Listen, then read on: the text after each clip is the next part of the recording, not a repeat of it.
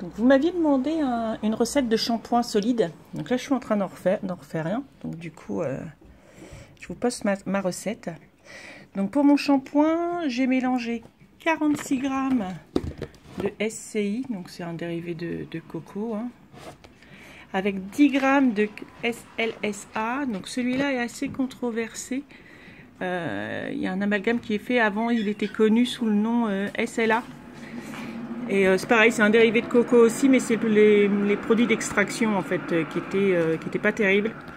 Donc ça c'est un... Je me suis pas mal renseignée, j'ai regardé pas mal d'études. C'est des nouveaux moyens d'extraction qui sont beaucoup plus doux. En tout cas c'est plus doux pour les cheveux, parce qu'avec le SCI c'était assez détergent quand même pour le cuir chevelu. Du coup en rajoutant le SLA, ça adoucit quand même. Bon bah ça je vous laisse faire les recherches. C'est un petit peu, voilà, hein, selon les points de vue de chacun. Moi, en ce moment, j'ai mis 30 g d'huile d'olive bio. D'habitude, je mets 20 g, mais j'ai déjà essayé une recette avec ces 3 poudres-là. Et c'était vraiment trop friable. Donc du coup, là, j'en ai mis 30 g. 10 g d'eau. La très gentille Christelle Sauvage m'a envoyé de l'ortie piquante par courrier pour que je teste, puisque je voulais tester. Là, c'est une toute nouvelle recette avec ces 3 poudres-là. Donc du coup, j'ai fait ma recette là avec de l'ortie piquante.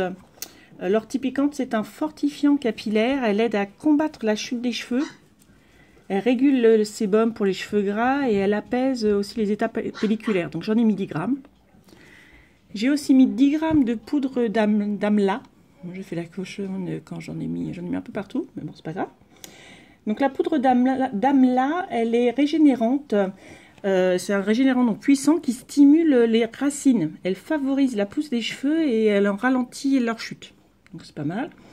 Elle est aussi riche en antioxydants et donc elle permet de lutter contre les cheveux blancs précoces. Elle facilite aussi les colorations foncées, les colorations des cheveux foncés. Et j'ai changé, d'habitude je mets du shiitake et là j'ai utilisé de la poudre de cidre qui est aussi une poudre nettoyante qui est cousine du shiitake.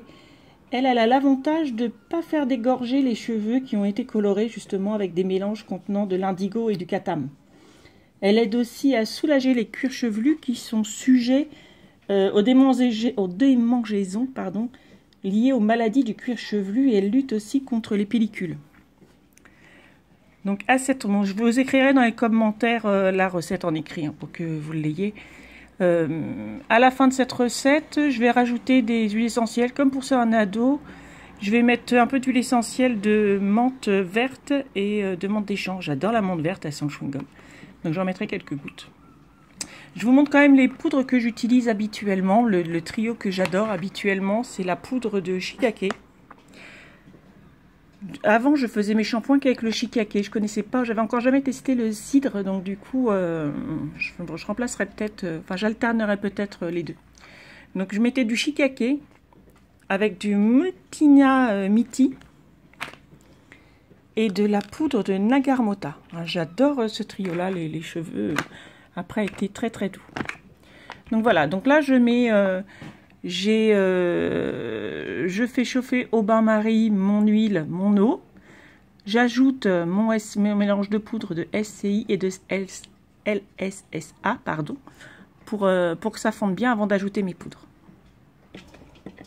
Voilà, donc mon mélange eau, huile, SCI et SLSA est bien amalgamé.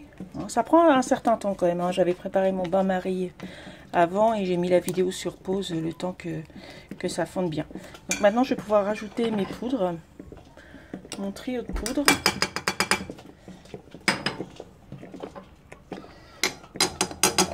J'ai hâte de tester, voir un petit peu les bienfaits que ça va donner. Mais de toute manière, il n'y a pas photo, hein. Nos cheveux et notre cuir chevelu apprécient vraiment les shampoings solides. Donc voilà, je mélange bien tout.